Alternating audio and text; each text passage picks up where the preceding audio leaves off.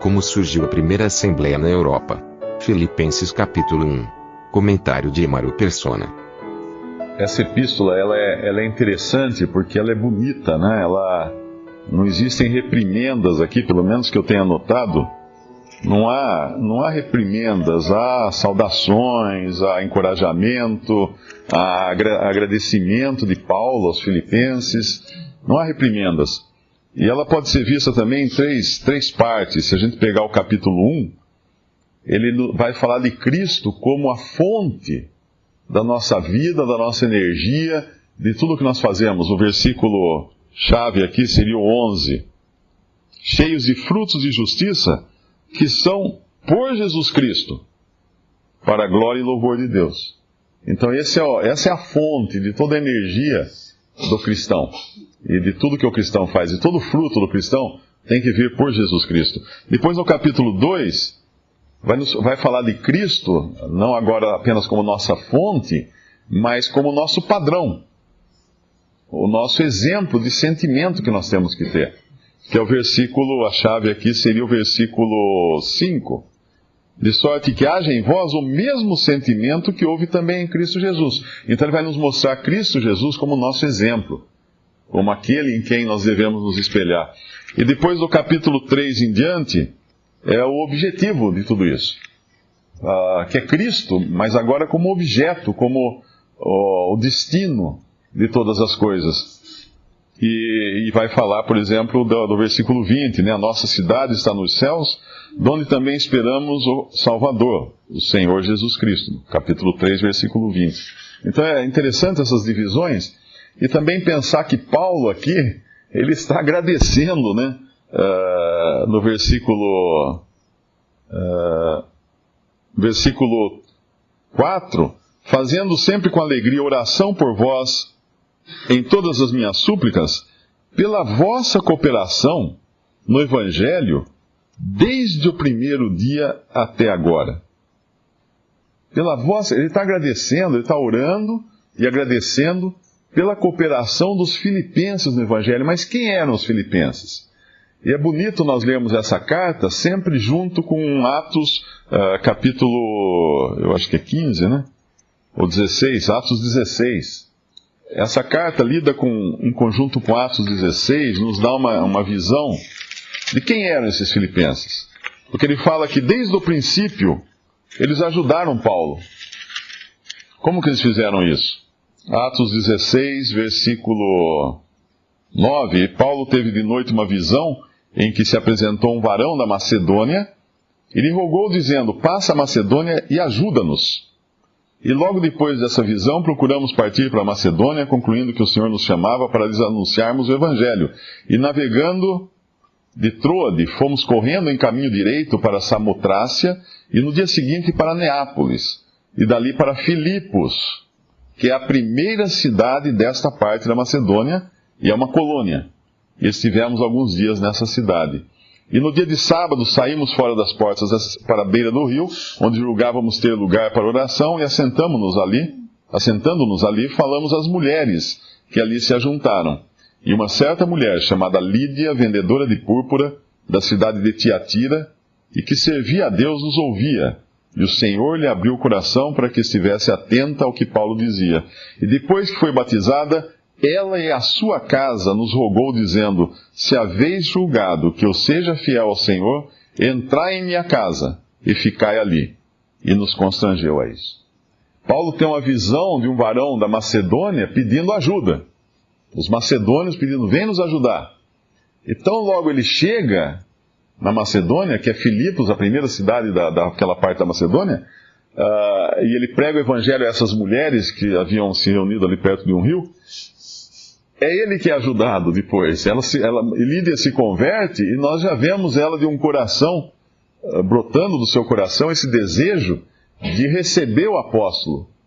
E obviamente quem o acompanhava, né, que eu acho que é Silas, se não me engano, que estava junto com Paulo, viajando com Paulo. E Lucas talvez também, porque ele escreve na primeira pessoa aqui. E ele então vai ficar hospedado na casa de Lídia, e essa é a primeira pessoa da assembleia que estava formando então em Filipo. Então essa Lídia era a primeira, uma mulher, começou com uma mulher a assembleia em Filipos. E depois, a segunda pessoa que provavelmente viria a fazer parte dessa assembleia é a jovem possessa de um espírito imundo. Quem era essa jovem? Ela era uma pitonisa, como era conhecida na Grécia naquela época. Eram mulheres que eram incorporadas por demônios e faziam adivinhações. E elas eram exploradas, como são exploradas hoje prostitutas por seus cafetões. Eles exploram essas mulheres, elas vão para a rua e eles recebem uma parte do ganho delas. A maior parte do ganho vai para eles. Assim eram essas mulheres também, as pitonisas na Grécia, ou na Ásia, né, na Macedônia. Elas trabalhavam fazendo adivinhações, eram possessas de demônios e eram então exploradas pelos seus senhores. Ela era uma escrava, essa mulher. E ela é liberta por Paulo desse seu espírito maligno e, obviamente, essa mulher acaba se convertendo, né? Só podemos concluir isso, que ela foi salva. E o terceiro participante, então, dessa assembleia em Filipos é o carcereiro. Um homem rude, um homem acostumado a cuidar de presos, né? De ficar ali lidando com presos, que aprisiona e castiga Paulo e Silas também, e os coloca no cárcere, prende os seus pés no cárcere. E nós vemos depois a história, nós sabemos que é um terremoto, as portas se abrem da prisão, e esse carcereiro acaba se convertendo, e ele e a família toda dele é batizada então. E aqui nós temos uma mulher, uma comerciante, que era Lídia, vendedora de púrpura, uma empresária. Nós temos uma escrava, uma jovem escrava, e nós temos um funcionário público, um carcereiro, rude, começando então, dando início a essa assembleia em Filipos. E aí Paulo vai agora agradecer pela cooperação deles no Evangelho. Eles se converteram e não ficaram parados, eles começaram a cooperar. Eles cooperavam com Paulo no Evangelho. E quando nós pensamos em cooperação, é muito importante entender isso. Obviamente eles deviam hospedar os apóstolos, eles deviam hospedar os cristãos irmãos, eles deviam alimentar, eles deviam ajudar, encorajar, mas eles também deviam, certamente, ter ajudado Paulo financeiramente. Porque não era de graça que saíam as viagens que Paulo fazia. Apesar dele ter um trabalho, né, ele trabalhava com suas próprias mãos, fazendo tendas, mas era custoso também as suas viagens, a sua manutenção. E esses irmãos, ele fala, pela vossa cooperação no Evangelho, desde o primeiro dia até agora. Nós não sabemos quanto tempo, deve ser possível até pesquisar, mas quanto tempo transcorreu desde Lídia até o momento em que ele escreve essa carta. Ele estava preso, quando ele escrevia essa carta, ele estava preso em Roma, provavelmente. Mas em todo esse tempo, esses irmãos foram ativos na ajuda do Evangelho e na ajuda com aqueles que ministravam também. Eu anotei 2 versículos na minha Bíblia que podem nos ajudar quando nós lemos o versículo 2. Graça a vós e paz da parte de Deus nosso Pai e da do Senhor Jesus Cristo.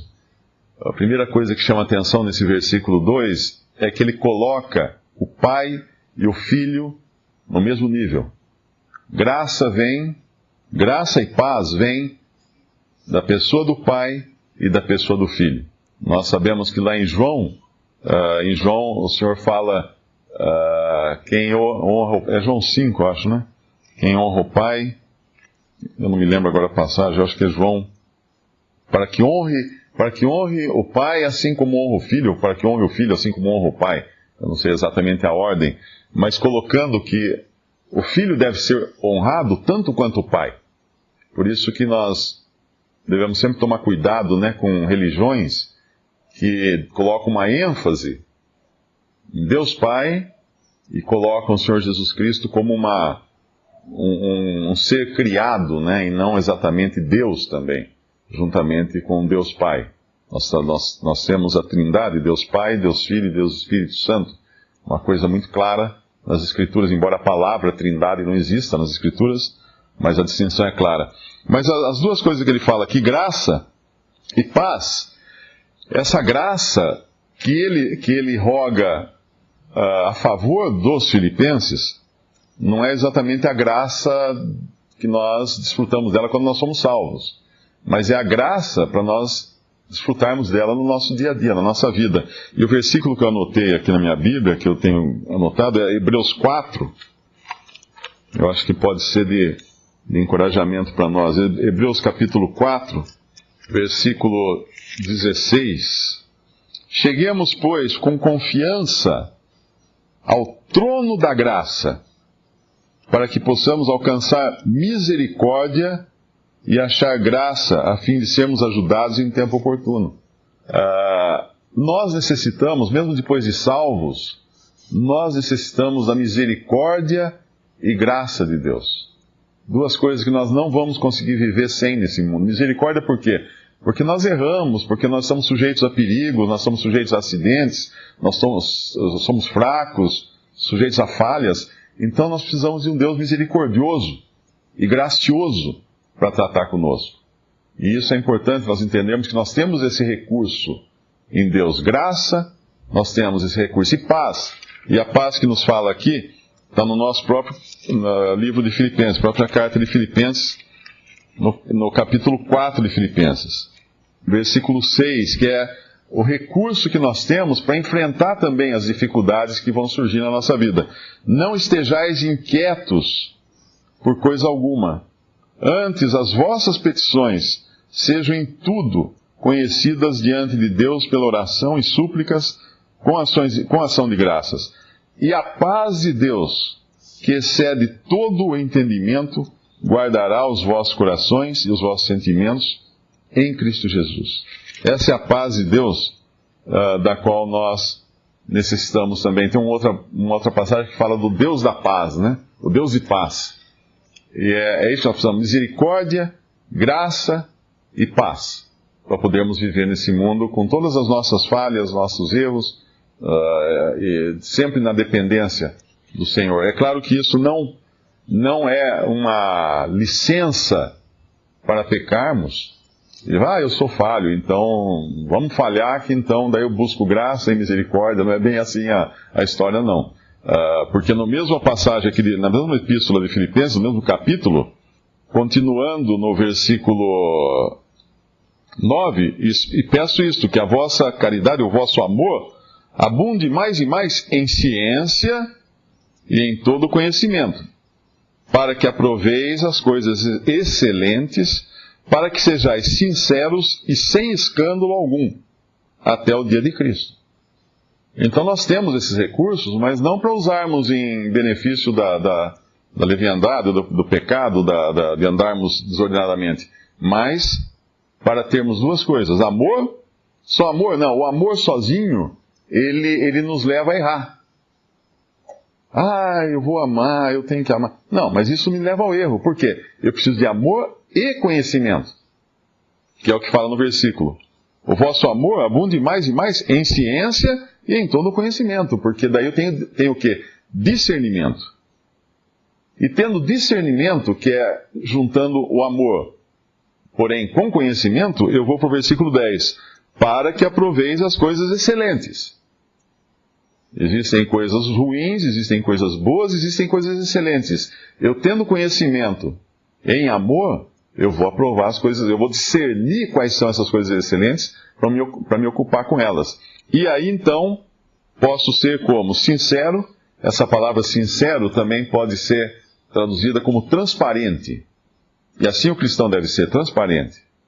Sem malícia, sem segundas intenções, para que sejais sinceros e sem escândalo. E o que causa o escândalo? O pecado. E obviamente é impossível que o homem não peque, né? Mas se nós pecarmos, nós temos um recurso, que é confessarmos o nosso pecado, buscarmos graça, buscarmos misericórdia, para não vivermos de forma a causar escândalo ao nome de Jesus, que nós hoje representamos nesse mundo.